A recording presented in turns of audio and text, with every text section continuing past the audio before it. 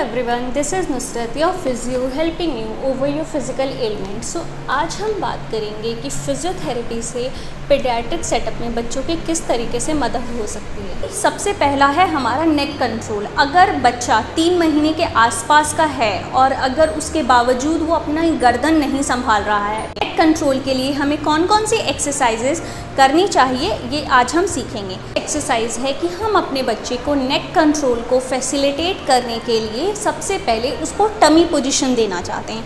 Tummy position का क्या मतलब होता है? टमी पोजीशन का मतलब ये है कि मेरे बच्चे को मैं ज़्यादातर उसके टमी पे लेटाऊंगी सो दैट कि उसको एक एरिया मिल सके ताकि वो अपना नेक को पीछे की तरफ उठाने की कोशिश करे। टमी पोजीशन पे रखने के लिए मुझे बच्चे को इस तरीके से अपने काउच पे उल्टा लेटाना पड़ेगा। अगर हम बच्चे को इस तरीके से उल्टा छोड़ दें तो भी हमारे बच्चे को आगे से स्टिमुलेट करके गर्दन को ऊपर उठवाया जा सकता है। इस तरीके से जैसे कि मैं एक कोई टॉय ले सकती हूँ और उसके सामने से उसको आगे की तरफ बुलाऊंगी। इसके लिए माँ को चाहिए कि वो अपनी आवाज़ का इस्तेमाल करे, बच्चे के नाम से उसको पुकारे और इस तरीके से वो उसको फैसिलिटेट कर सकती है। सेकेंड टेक्निक है, मुझे इस तरीक़ा का एक बॉल्स्टर की ज़रूरत होगी। अगर हमारे घर में ये नहीं है तो हम एक तौलिए का रोल बना सकते हैं। उसको हम बच्चे के छाती के नीचे और हाथ के पीछे इस तरीके से लगाने की कोशिश करेंगे। जब हम इस तरीके से लगाते हैं तो हमारे बच्चे की गर्दन लगभग उठ जाती है और उसको हमारा ये एरिया मिल जाता है सो दैट कि वो लिफ्ट कर सके अपनी गर्दन को। अब मैं यहाँ पे इस तरीके से बच्चे को लिटा दूँगी क्योंकि मेरे बच्चे का गर्दन जो है रुकता नहीं है, वो डेफिनेटली इस तरीके से गिरा हुआ रहेगा। तो हम क्या करेंगे, एक टॉय ले लेंगे, उसके सामने उसके नाम से उसको पुकारेंगे, उसको सामने दिखाने की कोशिश करेंगे और आगे की तरफ ऊपर उठवाने की कोशिश करेंगे। ये हमारी फर्स्ट एक्सरसाइज है। एक्सरसाइज है, हम पैसिव मूवमेंट कराना चाहते हैं। पैसिव मूवमेंट के लिए हमें बच्चे की गर्दन पे, यहाँ पे चिन पे हाथ रखना है और सेकंड हाथ हमारा पीठ पे रहेगा और धीरे धीरे इसको आवाज़ लगाते हुए ऊपर की तरफ जो हमारे हैंगिंग खिलौने हमने लगाए हुए हैं, चाहे वो टीवी हो, खिलौना हो या कोई आदमी जो बच्चे को अट्रैक्ट कर रहा हो, रोक के रखेंगे कम से कम 10 सेकेंड के लिए और धीरे धीरे इसको वापस लेकर जाएंगे। इस तरीके से हम इसको 10 बार दोहराने की कोशिश करेंगे। के बाद हम बच्चे की गर्दन को सेम मूवमेंट हम राइट एंड लेफ़्ट डायरेक्शन में डायगनली मूव कराने की कोशिश करेंगे और इसी तरीके से हम एक्टिव पार्टिसिपेशन भी कोशिश करेंगे।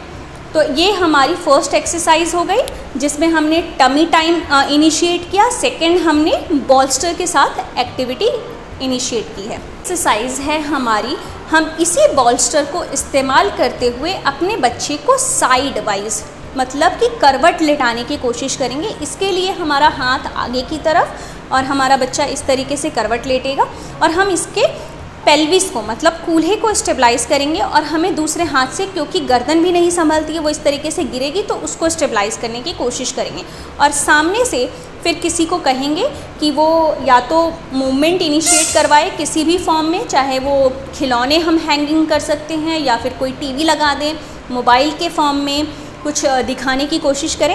इस तरीके से ये गर्दन में थोड़ा सा कॉन्ट्रैक्शन डेवलप होता है।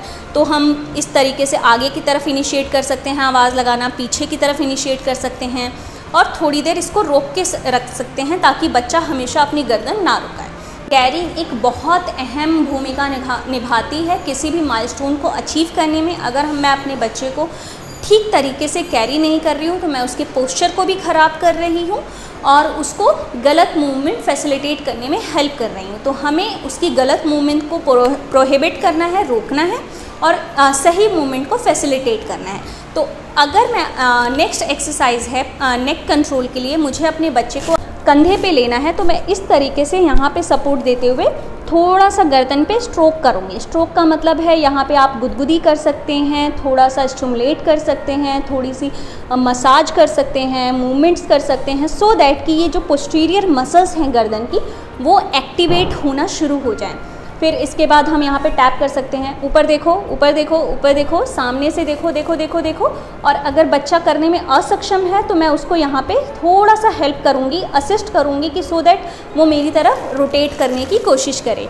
और उसको एक मदर को चाहिए कि वो अपने स्माइलिंग फेस के साथ उसको वेलकम करे, सो दैट कि बच्चा उसके लिए बार बार आकर्षित हो। कैरिंग के लिए नेक्स्ट हमारी पोजीशनिंग होगी, मैं अपने बच्चे को, जो हमारा इंडियन मूवमेंट होता है कैरिंग करने का, इस तरीके से अपने साइडवेज लेना चाहती हूँ। तो जब मदर्स अपने बच्चे को इस तरीके से कैरी करती हैं तो डेफिनेटली वो हेड जो है वो लैग कर रहा होता है, इस तरीके से गिर रहा होता है।